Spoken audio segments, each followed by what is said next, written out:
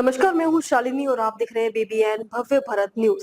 चलिए शुरू करते हैं आज की मुख्य खबरें। अमेरिका के साथ भारत ने रेड लाइन की तरह ट्रंप के सामने नहीं झुकेगा नया हिंदुस्तान, केंद्रीय मंत्री ने कर दिया साफ। पिछले 48 घंटों में मोदी सरकार को राजनीतिक और कूटनीतिक चुनौतियों का सामना करना पड़ा। अमेरिका के राष्ट्रपति ट्रंप के फैसले और विपक्ष के आरोपों के बावजूद भारत ने स्पष्ट किया है कि वह अपने किसानों, छोटे कारोबारियों और राष्ट्रीय हित से समझौता नहीं करेगा।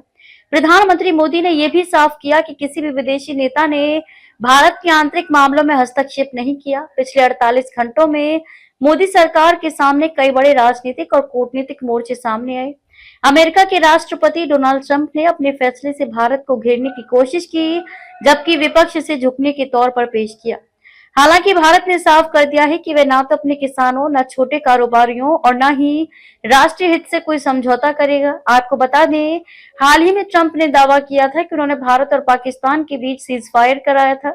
ट्रंप के इस बयान के बाद विपक्ष ने केंद्र की मोदी सरकार पर निशाना साधा था और कहा था कि सत्ता पक्ष अमेरिका के दबाव में झुक गया, लेकिन भारत ने इसे खारिज कर दिया और प्रधानमंत्री नरेंद्र मोदी ने साफ कहा कि किसी भी विदेशी नेता ने भारत की कार्यवाही में हस्तक्षेप नहीं किया।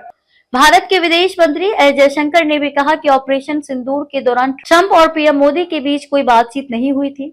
इस पूरे विवाद के बीच मोदी सरकार ने ट्रंप के व्यवहारिक दबावों को भी ठुकरा दिया है।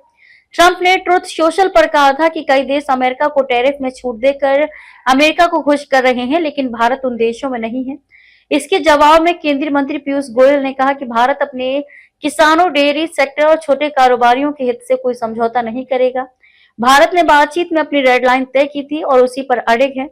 सरकार का ये सख्त कदम राष्ट्रीय स्वयंसेवक संघ आरएसएस से जुड़े संगठनों को भी राहत देगा। इन संगठनों में भारतीय किसान संघ, बीकेएस, स्वदेशी जागरण मंच, एसजेएम और छोटे व्यापारियों के संगठन शामिल हैं। तो अभी तक के लिए इतना ही। मैं शालिनी आपसे विदा लेती हूँ। अगली खबर में फिर मुलाकात होगी एक और खास खबर के साथ। तब तक के लिए बने रहिए बीबीएन भव्य भारत न्यूज के साथ। नमस्कार।